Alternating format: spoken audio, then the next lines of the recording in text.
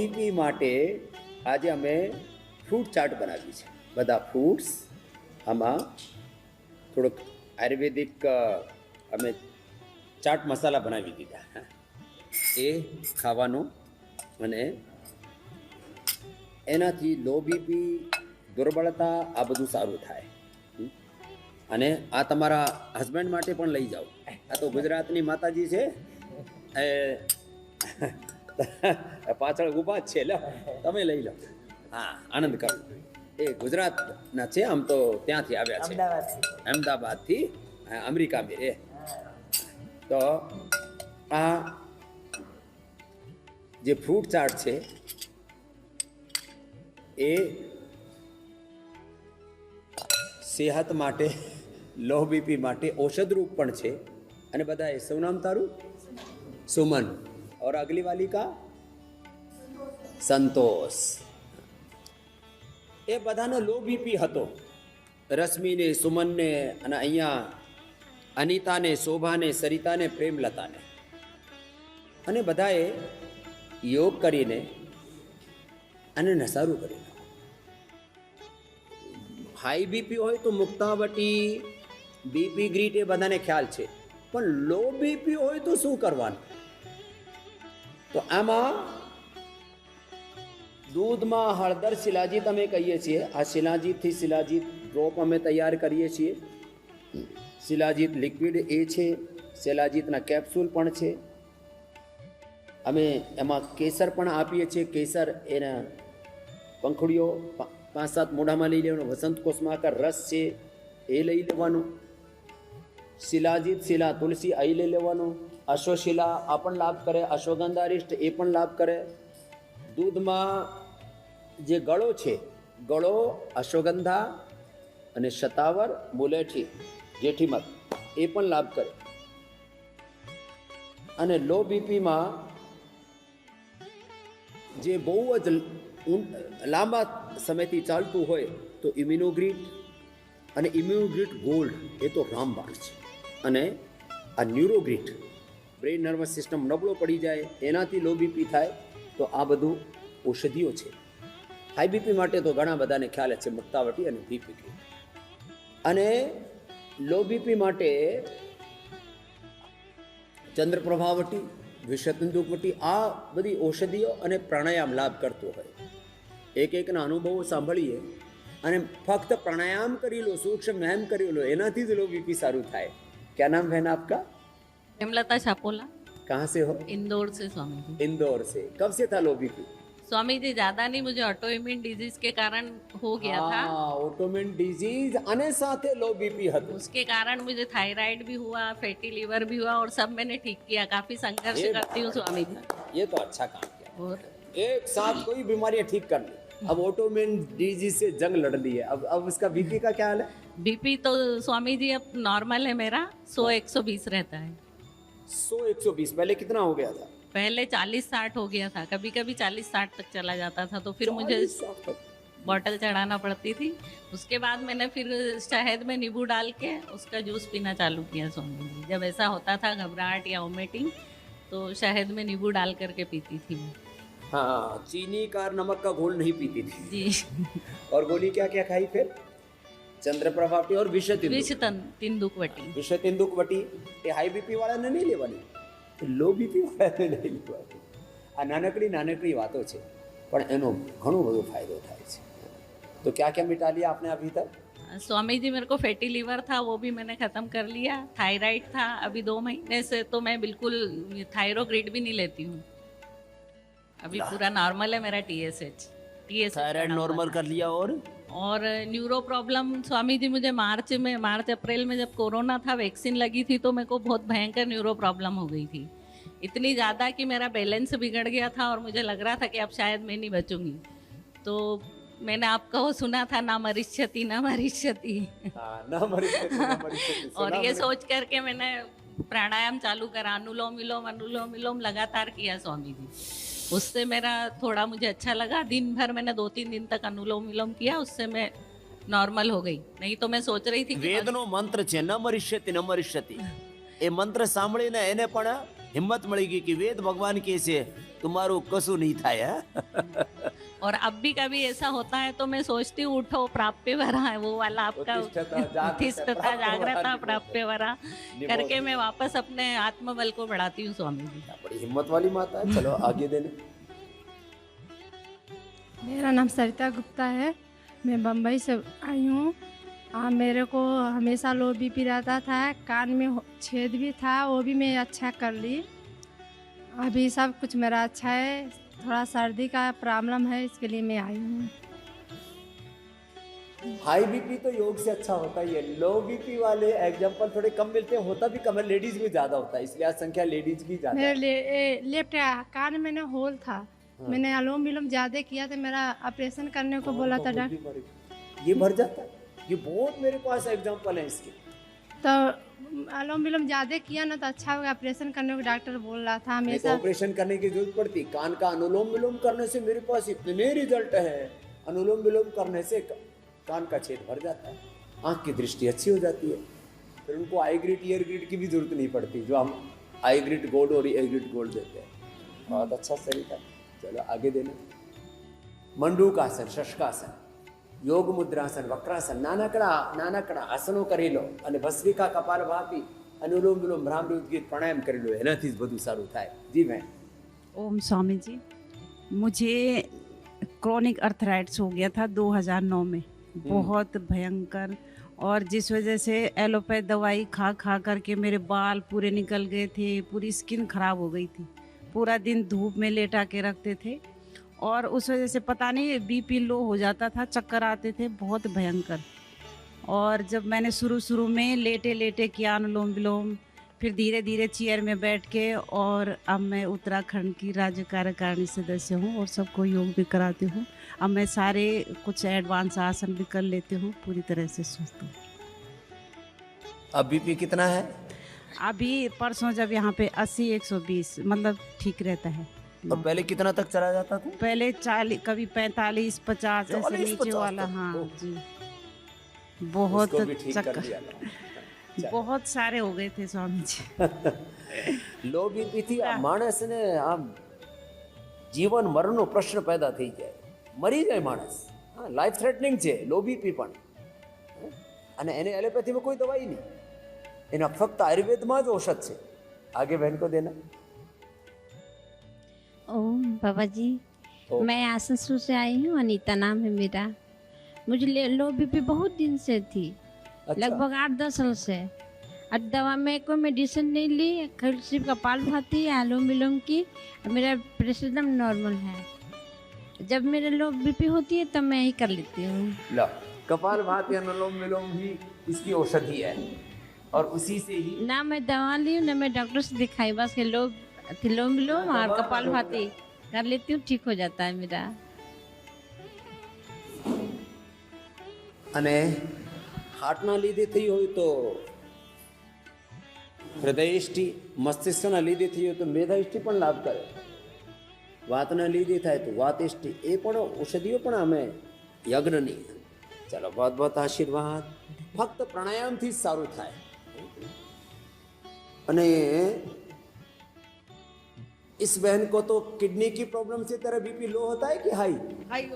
हाँ, किडनी वाली जिनको है उनको तो हाई होता है, तो हाई वालों को तो मुक्तावटी, बीपी ग्रिट और लौकी का जूस पिलाएंगे, उससे ठीक हो जाएगा। क्रिएटिनिन कितना हो गया बेटा तेरा? 6 आज 5 पे आया जी। 6 से तो 5 पे आगे आ जाएगा, नीचे पूरा। रो डाइट खाना है। 1 साल के मुक्तावटी बंद होगी जी मेरी। हाँ, हाँ जी, पीजीआई तो दवाई चली थी, वो भी बंद होगी जी। हो जाएगा, अच्छा हो जाएगा तेरा, है ना। आगे बहन को देना। कोटि कोटि प्रणाम स्वामी जी, मैं महेंद्रगढ़ कनीड़ा से हूँ। स्वामी जी, मेरे बीपी लो रहता था हमेशा, कपालभाति अनुलोम करके मैंने ठीक कर लिया अपना, और मैं ये मुक्तावटी लेती हूँ।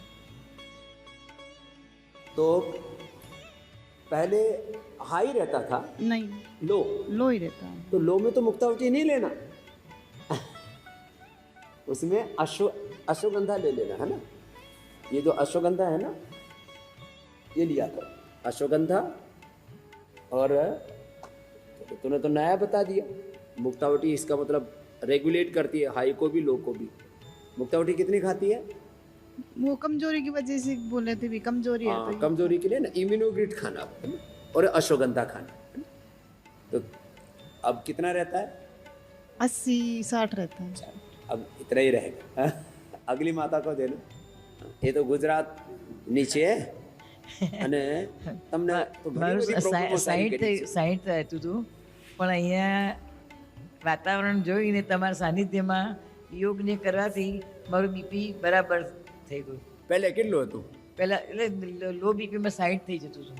શોર્ટ તો उसमें એમાં મીઠું વધારે ખાવાનું એવું કરું ના ના, મીઠું નહીં ખાવાનું. તો લો બીપી થઈ જાય તો શું કરવાનું? અશ્વગંધા ખાવાની, શિલાજીત ખાવાની, ઇમ્યુનોગ્રિડ ખાવાનો, શતાવર ખાવાનો, કેટલી બધી વાતો બતાવી છે.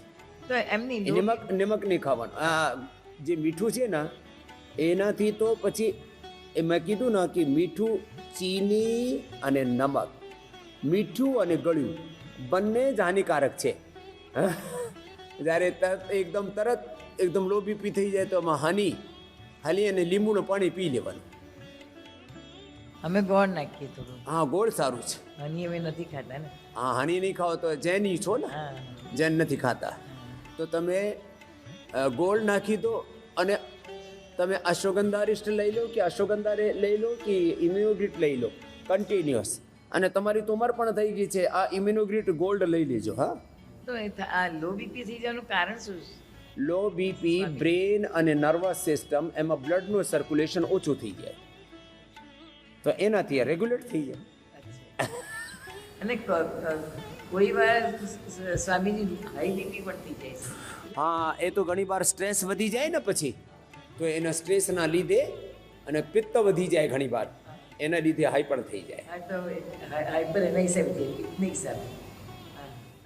પિત્ત વધે તો બીપી વધે. જેને આ જ્યારે પિત્ત ઓછું થઈ જાય તો લો બીપી થઈ જાય. તો વાત પિત્ત કફ એ વાત છે ને, એનું બેલેન્સ બિગડે એનાથી જ બધા રોગો થાય છે. હા, તો આ પિત્ત થઈ જવાનું કારણ શું હશે સર? એ તો પિત્તનું કારણ પિત્તાશયનું કે પિત્તાશય ઉત્તેજિત થઈ જાય તો પિત્ત વધી જાય, અને પિત્તાશયનું જે સક્રિયતા ઓછી થઈ જાય તો પિત્ત ઘટી જાય, તો એનાથી શરીર ઠંડુ પડી જાય. તો આ નાનકડી વાતો છે. વાત પિત્ત કફ જ આ જ તો બધા રોગો છે. તો જેનાથી વધારે કશું નહીં થાય એ ફક્ત ભુજંગાસન, શલભાસન, મર્કટાસન. ચલો, અને અનુલોમ વિલોમ કરી લેજો. એ મર્કટાસન અને ભુજંગાસન એ તો બે આસન તો જરૂરી છે દરરોજ કરવાના. આટલું જ કરી લે. આ મર્કટાસન અને આ પવન મુક્તાસન એકદમ સહેલું છે, બધા જ કરી શકે છે. એનાથી જ બ્લડનો પ્રોપર સર્ક્યુલેશન રહે.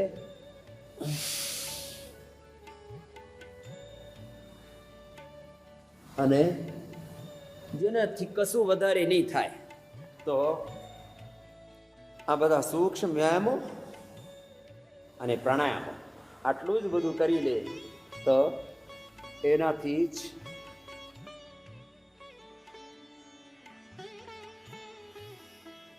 લો બીપી અને હાઈ બીપી બંને જ રેગ્યુલેટ થાય. સમત્તમ યોગ ઉચ્યતે. નતર બીપી હાઈ થવું જોઈએ ન લો થવું. ન શુગર લો થાય તો માણસ મરી જાય. હાઈ થાય તો શરીરમાં નુકસાન થાય થોડું. 250 સુધી પહોંચે તો વાંધો નહીં, 300 સુધી પણ માણસને વાંધો નહીં આવે. પણ જ્યારે શુગર આમ 40, 20, 30 ઉપર આવી જાય તો માણસ મરી જાય તરત. આવું છે. તો આપણે એ બધું રેગ્યુલેટ કરવું બહુ જરૂરી છે. તો યોગથી બીપી, શુગર, થાઇરોઇડ, હાઈપર વધી જાય, ઘટી જાય, વજન ઘટી જાય, વધી જાય, ઊંઘ બહુ આવે, નહીં આવે, વાત પિત્ત કફ બહુ વધી જાય, ઘટી જાય, એ બધા જ રોગ છે. એટલે સમદોષ સમાગ્નિશ સમાધાત મરક્રિયા प्रसन्न आत्म इंद्रिय मनाः स्वस्थ्यत्य विधीयते।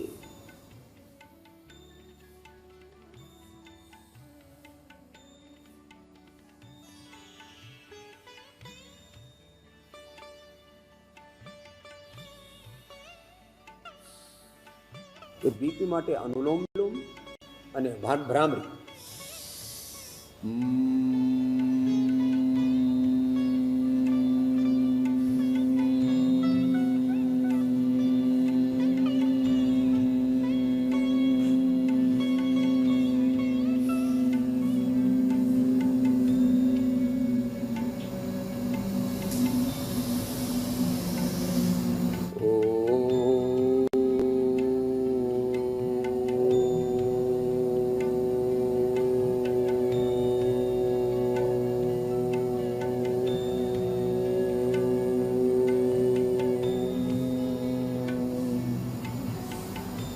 बीपी हाई होय तोय लो होय तोय अनुलोम विलोम भ्रामरी उद्गीत लाभ करे ने हाई बीपी होय तो शीतकारी કરી લેવાનું।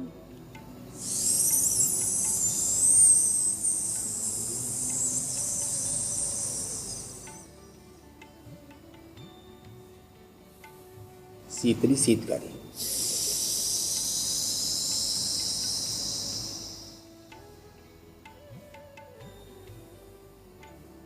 અને बीपी लो होय तो भस्त्रिका तेजी थी करवानो।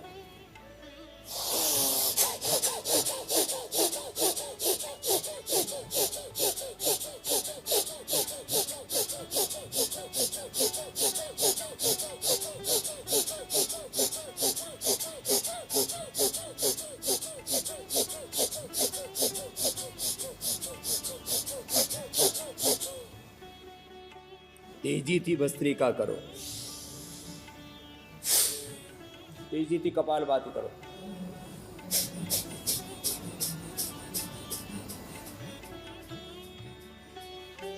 तेजी थी अनुलोम विलोम आम करे।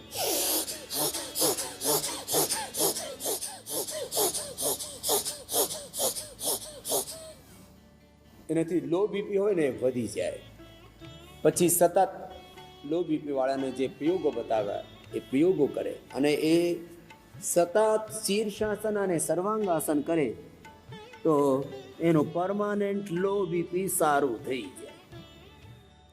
पण जेने हाई बीपी छे ए शीर्षासन सर्वांगासन नहीं करता।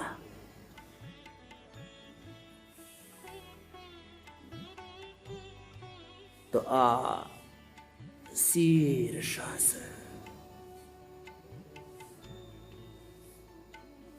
તમારી બહેનો પણ કરવા લાગી। હા, એને ઓટોમેન ડિઝીઝ થઈ ગઈ છે, પ્રેમલતા એ કરતી થઈ ગઈ। હા,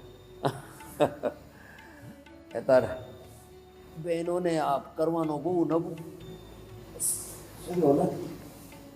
સર્વાંગાસન એ આસનોનો રાજ્ય કહેવાય। શીર્ષાસન અને સર્વાંગાસન સર્વ અંગોને શક્તિ આપે એટલે એને સર્વાંગાસન કહેવામાં આવે। તો આ શીર્ષાસન અને સર્વાંગાસન કરજો।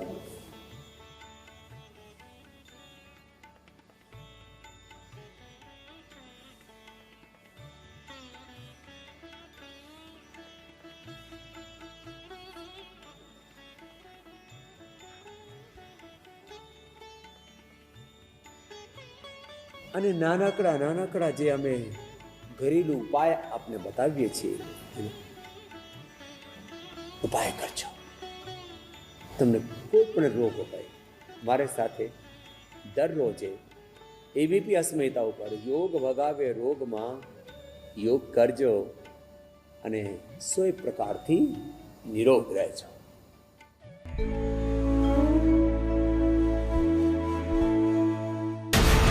હું તો બોલીશ રાત્રે 8 વાગે શૈતાન અબ્દુલ।